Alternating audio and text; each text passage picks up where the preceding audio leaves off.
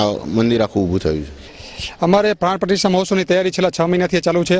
અમારો અંદાજ એવો છે કે 17 થી 21 જાન્યુઆરી 5 દિવસમાં 50 લાખથી વધારે લેવા પાટીદાર સમાજ અહીંયા સંગઠિત થઈ ભેગો થશે અને મા ખોડલના અને મા ખોડલની સાથે અન્ય 14 કુળદેવી માતા છે, એની સાથે રામ દરબાર છે, મહાદેવ છે, ગણપતિ દાદા છે, બજરંગબલી છે, એટલે 21 મૂર્તિઓની પ્રાણ પ્રતિષ્ઠા મહોત્સવમાં બહુ ખૂબ ઉત્સાહથી ભાગ લેશે સમસ્ત લેવા પાટીદાર સમાજ.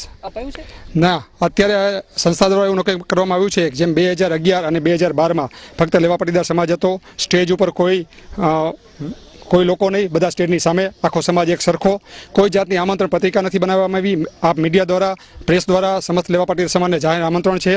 એટલે આ વખતે પણ ફક્ત ને ફક્ત લેવા પાટીદાર સમાજ આ કાર્યક્રમને માણશે અને નિહાળશે. આ વખતે મેં કીધું એમ કે અમુક કાર્યક્રમો અમે કૃષિ મેળો હતો કે સમૂહ લગ્ન હતા, જે તમામ સમાજના અમે કાર્યક્રમો કરતા હોય એમાં અચૂક અમે બધાને બોલાવી છીએ અને જ્યારે સમાજનો ખાલી કાર્યક્રમ હોય ત્યારે સમાજના લોકો આ કાર્યક્રમને નિહાળશે ને માણશે.